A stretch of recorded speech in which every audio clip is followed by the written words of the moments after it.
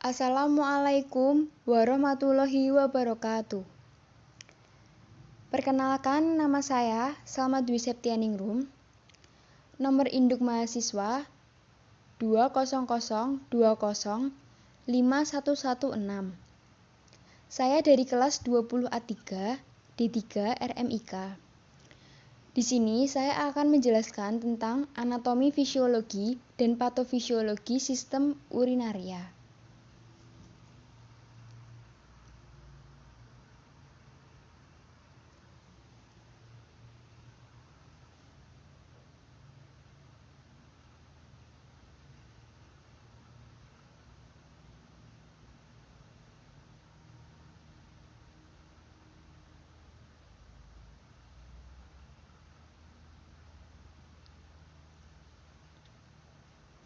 Anatomi dan fisiologi.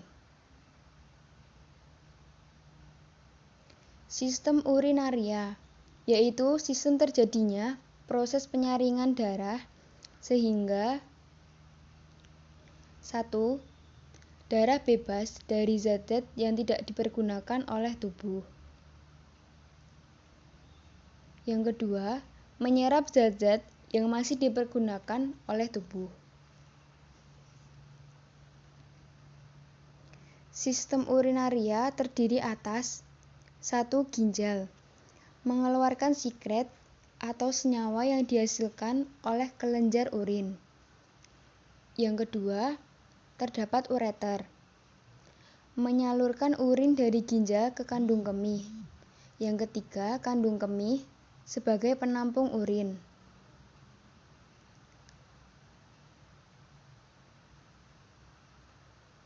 4. Uretra, yaitu menyalurkan urin dari kandung kemih.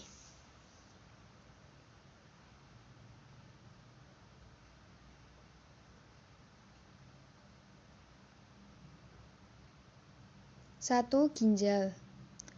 Ginjal berbentuk seperti kacang. Orang dewasa panjangnya 12-13 cm, lebarnya 6 cm, dan beratnya 120-150 gram.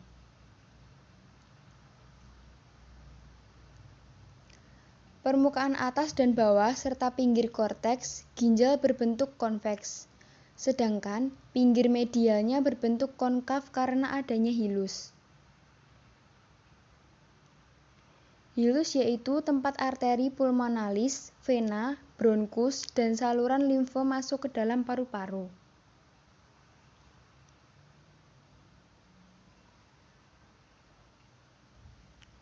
Fungsi ginjal. 1. Pengeluaran zat sisa organik. 2. Pengaturan konsentrasi ion-ion penting. Ketiga, pengaturan keseimbangan asam basa tubuh. Yang keempat, pengaturan produksi eritrosit. Yang kelima, pengaturan tekanan darah. Kemudian fisiologi ginjal. 1. Mengatur volume air atau cairan dalam tubuh. 2. Mengatur keseimbangan osmotik dan mempertahankan keseimbangan ion yang optimal dalam plasma atau keseimbangan elektrolit. Yang ketiga, mengatur keseimbangan asam basa cairan tubuh. Yang keempat, ekskresi sisa hasil metabolisme. Kemudian yang kelima, fungsi hormonal dan metabolisme. 6. Membentuk hormon dihidrosi kolekalsiferol.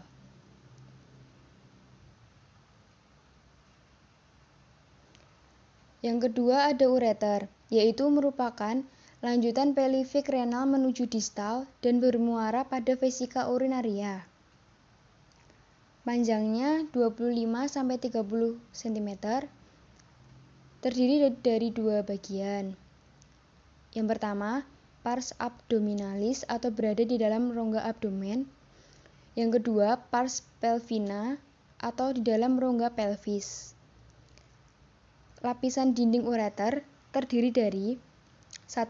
Lapisan luar atau jaringan ikat atau fibrosa. Yang kedua, lapisan dalam atau otot polos.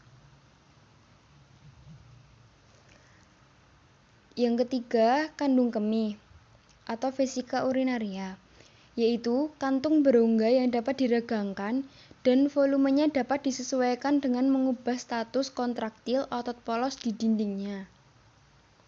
Mempunyai fungsi sebagai reservoir urin atau 200-400 cc. Mempunyai bagian. Yang pertama apek, yang kedua korpus, yang ketiga fundus, 4. Uretra, yaitu saluran sempit yang berpangkal pada kandung kemih. Berfungsi menyalurkan air kemih keluar. Dalam anatomi, uretra adalah saluran yang menghubungkan kantung kemih ke lingkungan luar tubuh. Uretra pada wanita panjangnya sekitar 2,5-4 cm dan terletak di antara klitoris dan pembukaan vagina. Uretra pada pria sekitar 20 cm dan berakhir pada akhir penis. Kemudian proses pembentukan urin. Yang pertama, filtrasi, yaitu proses penyaringan zat sisa metabolisme yang dapat menjadi racun bagi tubuh. Terjadi di glomerulus. Hasilnya filtrat glomerulus atau urin primer. Proses filtrasi dalam glomerulus dipengaruhi faktor yaitu yang pertama tekanan osmotik atau TO, yang kedua pori-pori dalam kapiler glomerulus, yang kedua terdapat reabsorpsi, yaitu proses penyerapan kembali filtrat glomerulus yang masih mengandung zat-zat berguna bagi tubuh. Zat yang diserap kembali yaitu 1. Glukosa, 2. Garam-garam, 3. Ion anorganik, 4. Asam amino. Terjadi dalam tubulus contortus proximal, hasilnya filtrat tubulus atau urin sekunder. 3. Sekresi atau augmentasi, yaitu proses pengeluaran zat sisa yang sudah tidak diperlukan lagi ke tubuh. Ciri-ciri urin normal, jumlahnya rata-rata 1-2 liter sehari. Warnanya bening, oranye, pucat, tanpa endapan, baunya biasa, tajam, berat jenis berkisar dari 1010 sampai 1025. Komposisi urin normal. Urin terutama terdiri atas air, ureum atau penguraian protein, dan natrium klorida.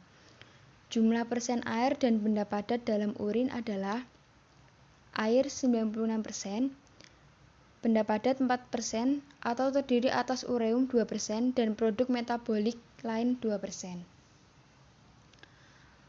Kemudian patologi sistem urinaria. 1. Glomerulonefritis, yaitu peradangan pada ginjal yang dimulai dari glomerulus. Ditandai dengan proteinuria dan hematuria. Dapat berkembang menjadi gagal ginjal.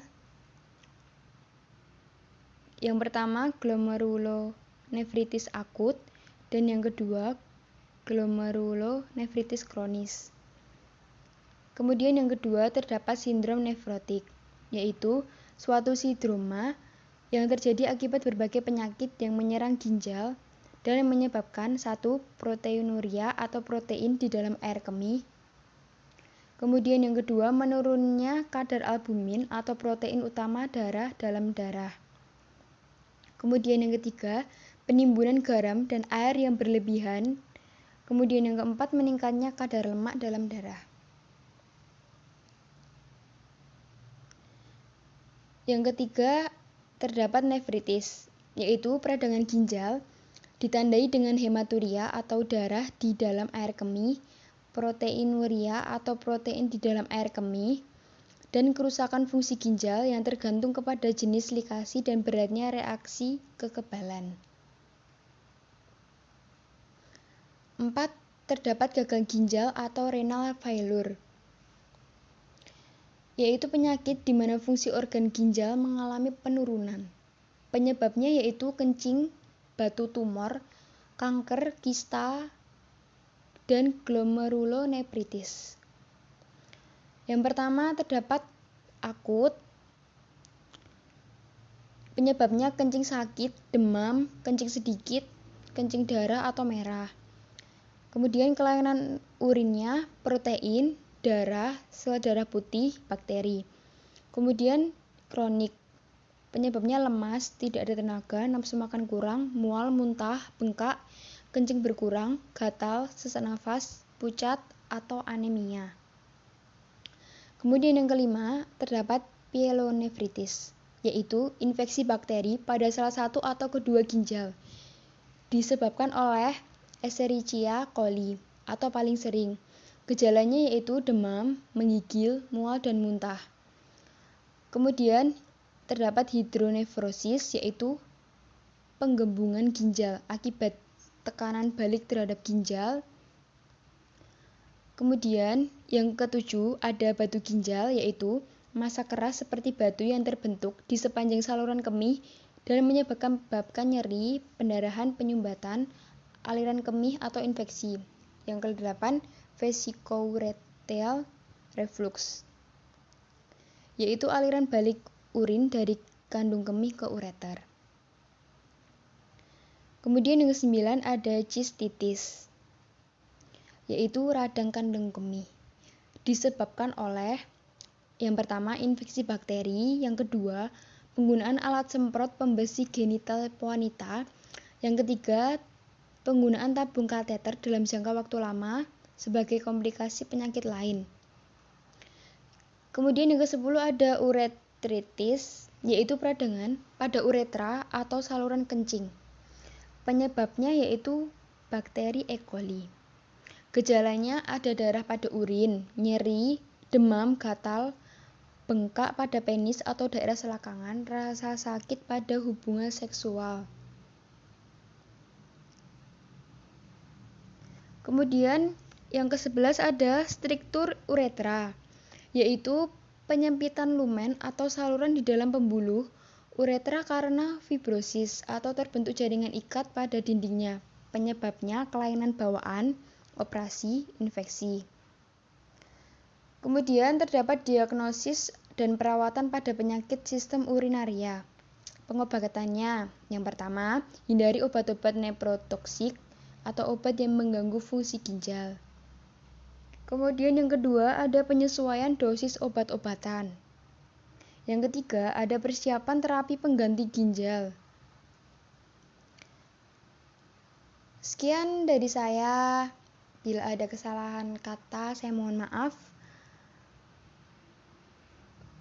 Terima kasih. Wassalamualaikum warahmatullahi wabarakatuh.